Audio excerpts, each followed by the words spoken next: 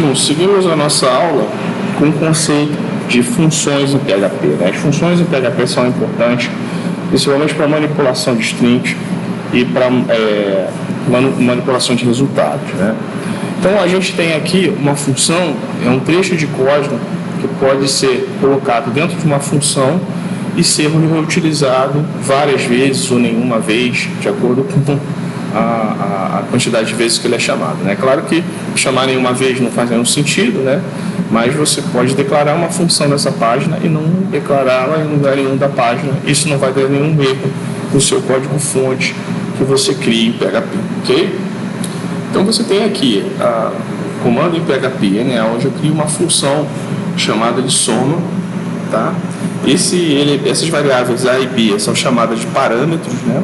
Eles são o que eu passo, né, quando eu chamo essa função soma. Então, quando eu chamo essa função soma, eu necessariamente tenho que passar um valor A e um valor B, e essa função soma o valor A com o valor B e retorna esse valor A ou valor B, esse valor A somado com o valor B. Ou seja, a própria função soma já é por si só uma variável, né? Porque você pode pegar esse valor da função soma e jogar dentro e colocar, atribuir o valor a uma variável. Né?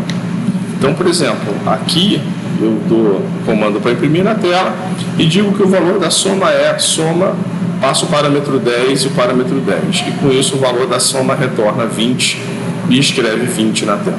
Dúvida até aí? Seguimos, tá? É o que está acontecendo aqui. O professor mostrou no browser.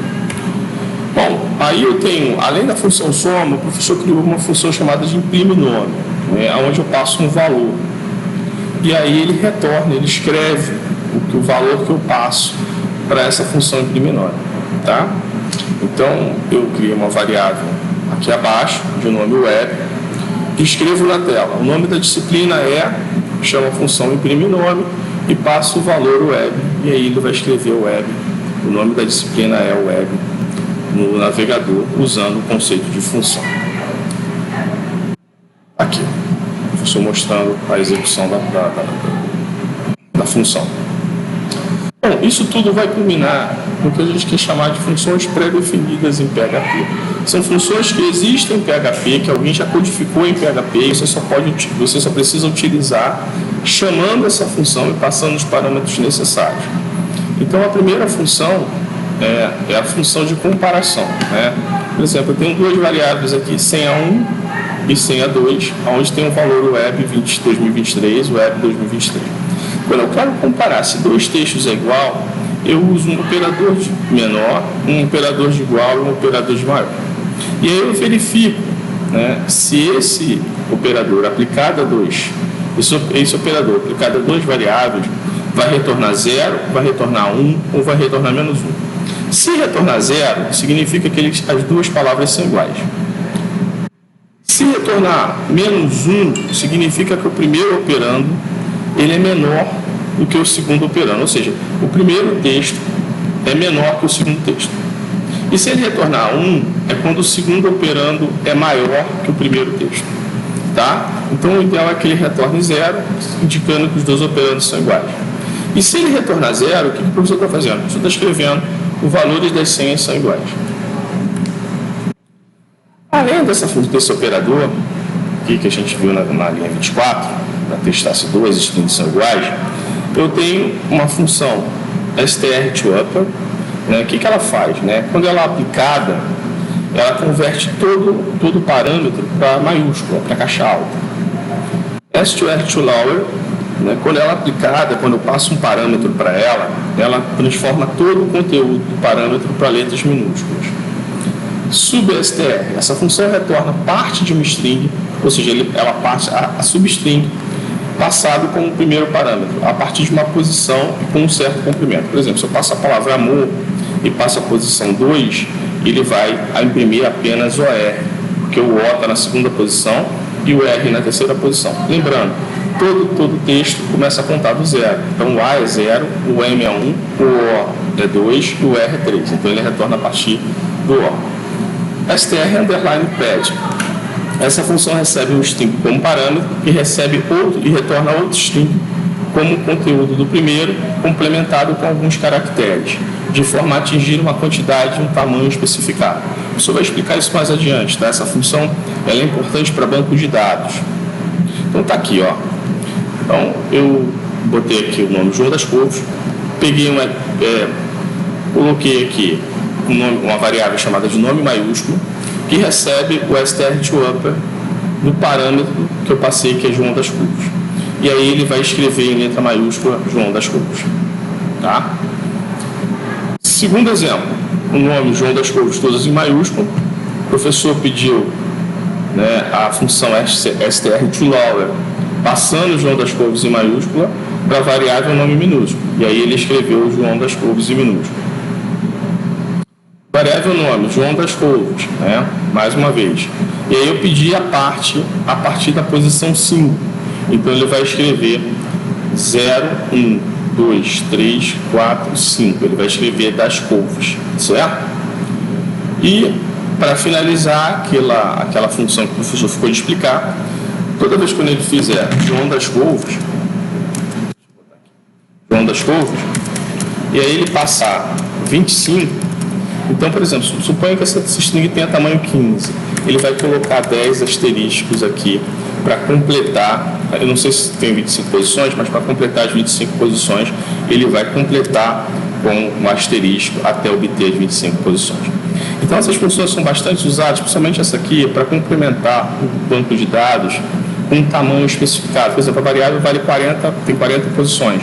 Se eu quiser complementar com brancos o restante do nome João das Couves, basta passar aqui, em vez do asterístico, eu passar um branco, tá certo? É também comum eu salvar no meu banco de dados nomes com letras maiúsculas ou com letras minúsculas. Então, o str2upper e str2lower também são funções bastante usadas. Substring, às vezes eu quero pegar um primeiro nome, né, o prenome das pessoas, e depois eu quero pegar o sobrenome. Tem como contar a primeira posição em branco que eu encontrei e pegar o prenome. E a partir daí eu coloco tudo como sobrenome. Enfim, as funções que manipulam strings são importantes tanto em JavaScript como em PHP. strlen, talvez seja essa a mais importante de todas as funções, né? Ela não deixa de ser importante devido a seu uso ser muito comum. Ela retorna o comprimento de um texto passado como parâmetro. str_replace, também muito usada. A função replace, ela serve para substituir um trecho de um valor por outro valor. Os argumentos que devem ser formados são, nessa ordem: o texto a ser substituído, o texto substituído, o texto que contém um valor a ser substituído. strPos. Essa última função retorna a posição de um texto em outro, ou seja, ela tenta encontrar uma substring dentro daquela string. Por exemplo, João das Couves. Se eu quero procurar o das couves, eu tenho que usar essa função strPos, porque a partir da posição de João das Couves, ele encontra a primeira posição de das couves, certo? Então aqui a gente tem como exemplo, né, as funções, tá? strlen, que vai retornar a quantidade de caracteres do nome João das Couves e vai imprimir.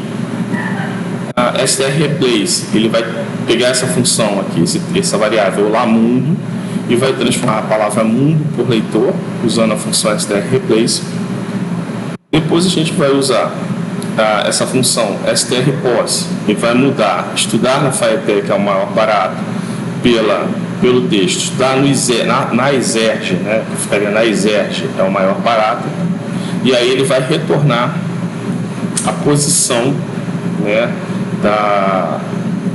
perdão, aqui você tem estudar na FireTech, que é o maior barato, e aí você quer obter a função, né, a posição do elemento exerge. Aqui ele não vai encontrar nada e vai retornar um valor -1, tá? Então essa função strpos, ela procura a posição de uma determinada substring dentro da frase, ok? Então eu quero que vocês implementem isso como exercício, tanto essa tela como essa tela aqui, e me diga o que vocês acharam dessas funções. São funções importantes, tá? Na próxima aula a gente vai trabalhar com data e hora.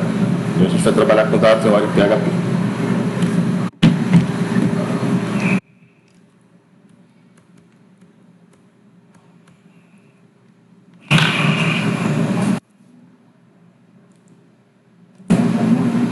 Bom, vamos manipular datas e horas em PHP, porque às vezes a gente precisa mostrar a data e hora para o nosso usuário, correto?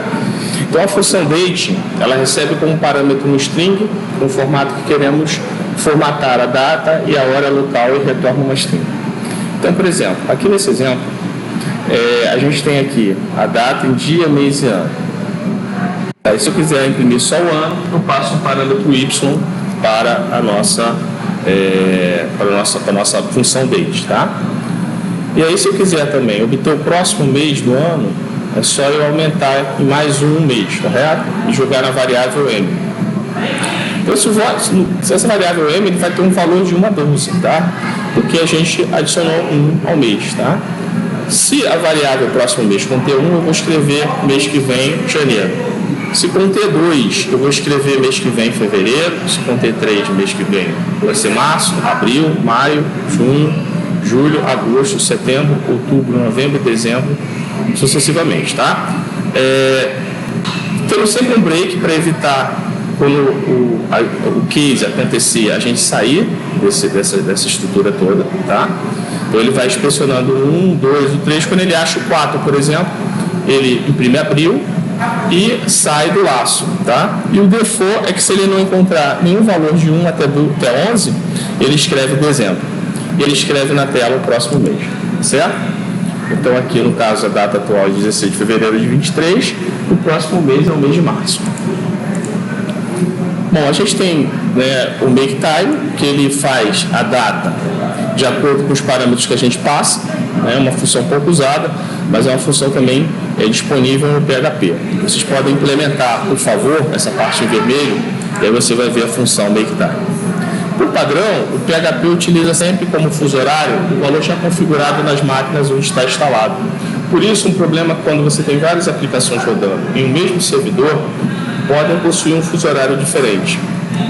Tá? Então, o que a gente faz? Quando a gente tem um fuso horário que pode ser diferente, a gente pode colocar como default o valor do fuso horário.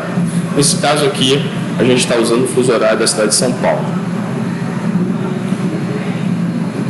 Na próxima aula, a gente vai trabalhar com a tela de login. Vamos voltar à tela de login para a gente consultar o banco de dados e verificar se o e-mail e a senha que o usuário informou